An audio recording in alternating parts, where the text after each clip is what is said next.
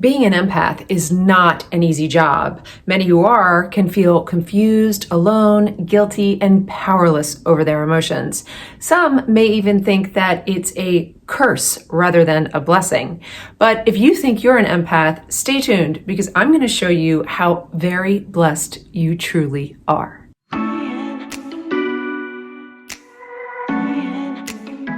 What's up, beautiful? It's Lisa Roulette, and I'm here to help you heal, navigate your ascension journey, and create a life you love. In this video, we're going to talk about what an empath is, signs to know whether or not you're an empath, and how to supercharge your empathic abilities to make them work for you. So what is an empath? An empath is a person with higher sensory perception. This means that they have an ability to perceive more energy than most people can. Now, we all act like an antenna where we receive energy and we transmit energy, but the empath's antenna is super sensitive, particularly on the receiving end.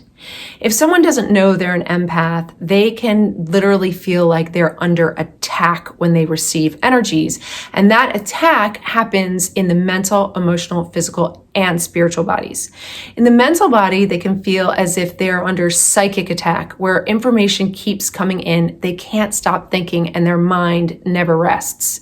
In the emotional body, an empath can feel shame, guilt, remorse, regret, and a lot of grief for some unknown reason. In the physical body, they may feel like they have the weight of the world on their shoulders or feel pain in different body parts.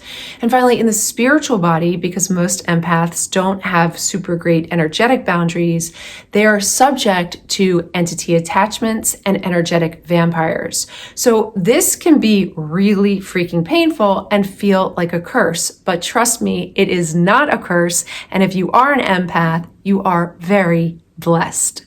So how do you know if you're an empath? Well, here are a few common signs.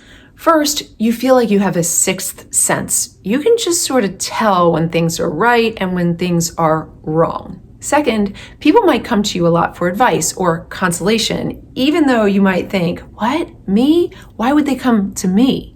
Third, if you cry at commercials and get sappy over hallmarks, you're probably an empath. Fourth, the mood of a room really affects you, from people's behaviors to the lighting and even the furniture arrangements. Fifth, you can smell bullshit from a mile away. Sixth, relationships might overwhelm you, particularly those that are very intimate, including relationships with mothers, fathers, sisters, brothers, or romantic relationships. Seventh, you are a magnet for narcissists, so you may have experienced a toxic, painful, or abusive relationship. And finally, you might prefer to be alone a lot of the time or to be with very few people. Being out in public doesn't make you feel comfortable, and it's almost as if you're kind of getting zapped by all the energy around you. Now, if you're wondering how I know so much about being an empath, it's because you're looking at the #1 quintessential empath right here on your screen.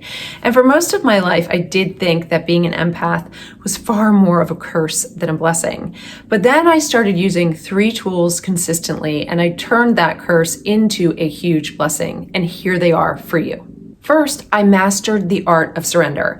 If you haven't seen my video on surrender, I'll link it in the description of this video below.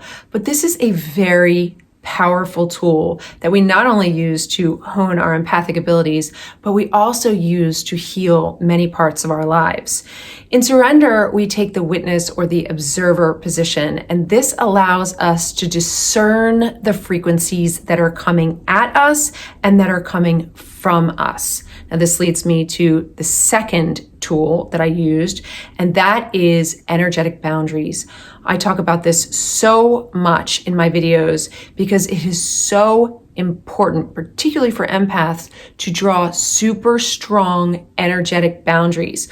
When we have good, strong energetic boundaries in place, we are able to ward off the frequencies that are not organic to our vibration, or frequencies that we're not prepared for to take on in the mental, emotional, physical, and spiritual bodies.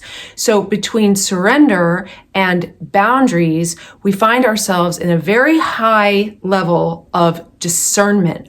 What's right for me and what's wrong for me. as we keep what's wrong from us at bay, we are able to function more healthfully and then really start to work with our empathic abilities. Which leads me to the third tool, which is learn to trust your superpower. We have higher sensory perception, and this allows us to eventually, as we work with our empathic abilities, to read energetic signatures before they become material and manifest.